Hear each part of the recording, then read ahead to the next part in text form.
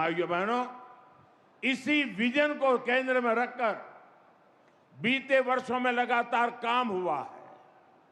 आप सब खुद भी महसूस कर रहे हैं, जिस यूपी की पहचान पहले पलायन से होती थी, आज उसे इन्वेस्टर समिट और इंडस्ट्रियल कॉरिडोर के लिए जाना जा रहा है। यूपी की इन्वेस्टर समिट में देश और दुनिया से कंपनियां आती हैं। यूपी में हजारों करोड़ रुपए का निवेश हो रहा है। आज अगर भारत दुनिया में दूसरा सबसे बड़ा मोबाइल निर्माता है, तो उसमें बहुत बड़ा योगदान यूपी का है। आज भारत जितने मोबाइल बना रहा है, उसमें आधे मोबाइल हमारे यूपी में बन रहे हैं। अभी कुछ ही हफ्ते पहले मैंने नोएडा में सेमीकंडक्टर प्लांट का शिलान्यास भी किया है। साथियों, आप सब जानते हैं एआई के इस दौर में सेमीकंडक्टर कितनी बड़ी फील्ड बनाती जा रही है। यूपी उसमें भी लीड लेने के लिए आगे बढ़ रहा है। भविष्य में असीम अवसरों वाला बहुत बड़ा क्षेत्र यूपी के लोगों के लिए खुल रहा है। साथियों, उत्तर प्रदेश का औद्योगिक विकास आज भारत की सामरिक ताकत भी बन रहा है। आज देश के 2 डिफेंस कॉरिडोर में से एक यूपी में है।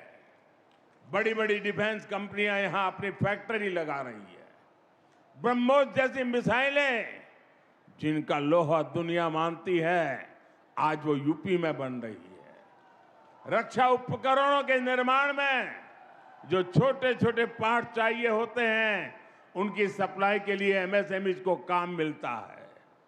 इसका बहुत बड़ा लाभ उत्तर प्रदेश के एमएसएमई सेक्टर को हो रहा है। छोटे छोटे जिलों में भी अब युवा बड़े बड़े उद्योगों से जुड़ने का सपना देख सकते हैं। साथियों, आज उत्तर प्रदेश इतनी तेज गति से विकास कर रहा है क्योंकि यूपी ने पुरानी सियासत को भी बदला है और नई पहचान भी बनाई है। आप याद करिए, एक समय यूपी की पहचान गड्ढों से होती थी। आज वही यूपी देश में सबसे ज्यादा एक्सप्रेस वेज वाला प्रदेश बन चुका है।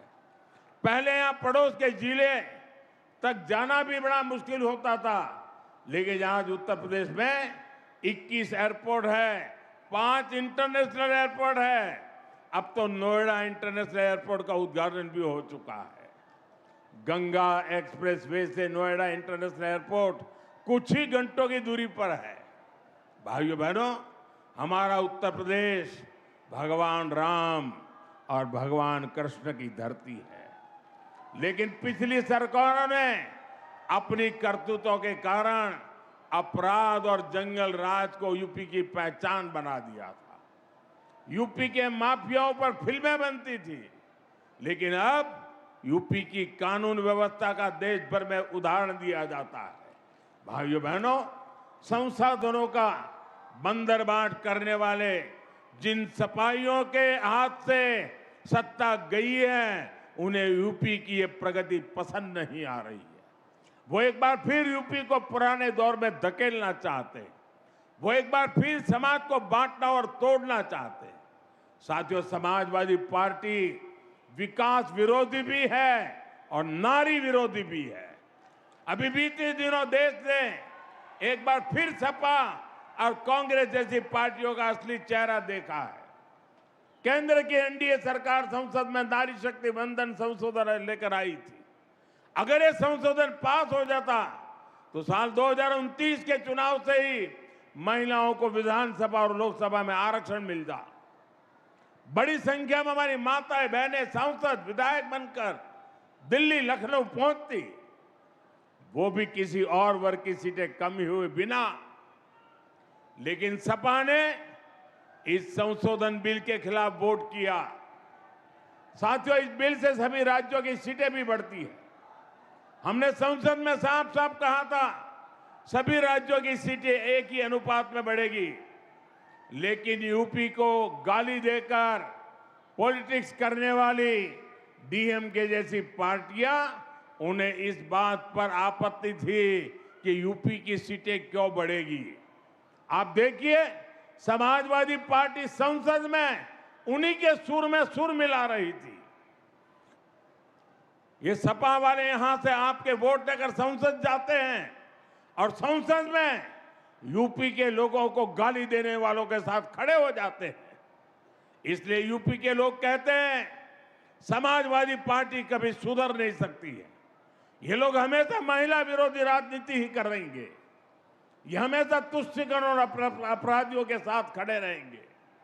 सपा कभी भी परिवारवाद और जातिवाद से ऊपर उठ नहीं सकती। ये लोग हमेशा विकास विरोधी राजनीति करेंगे। यूपी को सपा और उसके सहयोगियों से सावधान रहना है। साथियों, आज देश एक ही संकल्प लेकर आगे बढ़ रहा है, विकसित भारत का संकल्प। इस संकल्प को पूरा करने में उत्तर प्रदेश की बहुत बड़ी भूमिका है। आप सब देख रहे हैं आज पूरी दुनिया कैसे युद्ध, अशांति और अस्थिरता में फंसी हुई है। दुनिया के बड़े बड़े देशों में हालत खराब है, लेकिन भारत विकास के रास्ते पर उसी रफ्तार से आगे बढ़ रहा है। बाहर के दुश्मनों को ये पसंद नहीं आ रहा। भीतर बैठे कुछ लोग भी सत्ता की भूख में भारत को नीचा दिखाने की कोशिश में लगे हैं।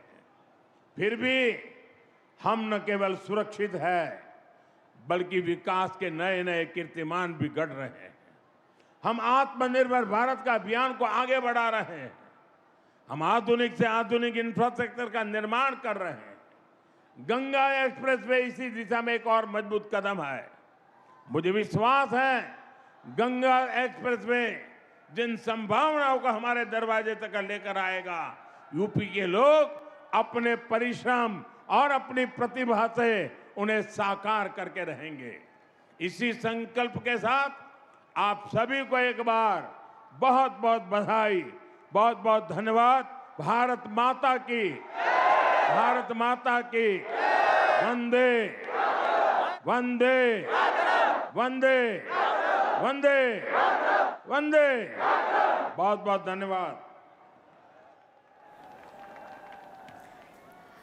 तो प्रधानमंत्री मोदी को आप सुन रहे थे हरदोई से। इस वक्त की ये लाइव तस्वीरें आपको दिखा रहे हैं, जहां भारी संख्या में लोगों की मौजूदगी नजर आई पीएम मोदी को सुनने के लिए। प्रधानमंत्री मोदी ने अपने संबोधन में कई बातों का जिक्र किया। उन्होंने कहा कि कुछ समय पहले जब बिहार में चुनाव हुए थे तो बीजेपी एनडीए ने प्रचंड जीत की थी हासिल और एक इतिहास रच दिया था। और अभी कल ही गुजरात का उन्होंने जिक्र करते हुए कहा कि कल ही गुजरात में महानगर पालिका, नगर पालिका, जिला पंचायतें, नगर पंचायतें, इन तमाम जिक्र किया। उन्होंने कहा कि चुनाव के नतीजे सामने आए। बिल्कुल। और देखिए किस तरीके से प्रधानमंत्री नरेंद्र मोदी को जब आप सुन रहे थे तो 2 लाख बीजेपी कार्यकर्ता भी वहां पर इस कार्यक्रम में पहुंचे और कार्यकर्ताओं ने हाथ उठाकर जय श्री राम के जयकारे लगाए। शुरुआत में आपने देखा इस पूरे प्रोजेक्ट को प्रधानमंत्री नरेंद्र मोदी ने बारीकी से समझा। वो तस्वीरें आपको दिखा रहे हैं।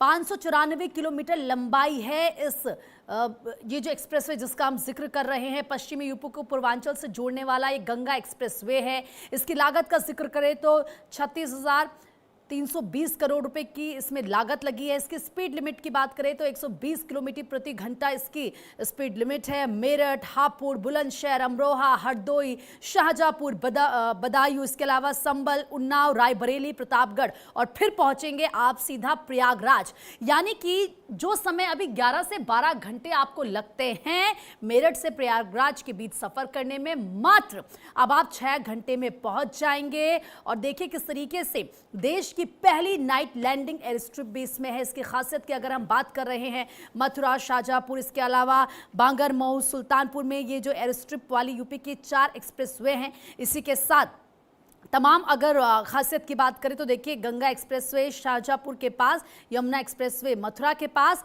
लखनऊ आगरा एक्सप्रेसवे बांगरमऊ के पास और पूर्वांचल एक्सप्रेसवे सुल्तानपुर के पास। तो प्रधानमंत्री मोदी ने कहा कि एक और गंगा एक्सप्रेसवे का निर्माण पूरा हुआ है, तो साथ ही इसके विस्तार की योजना पर भी काम शुरू हो गया है और जल्द ही गंगा एक्सप्रेसवे मेरठ से आगे बढ़कर हरिद्वार तक पहुंचेगा। इसका भी जिक्र प्रधानमंत्री मोदी ने मंच से किया है। और ये देखिए उस दौरान की तस्वीर है जब इस प्रोजेक्ट को प्रधानमंत्री देखते नजर आए और एक्सप्रेसवे से किसानों की आय बढ़ेगी, तो जाहिर तौर पर अब जो है उत्तर प्रदेश की तस्वीर और बदलेगी और इसी का जिक्र प्रधानमंत्री मंच से करते नजर आए।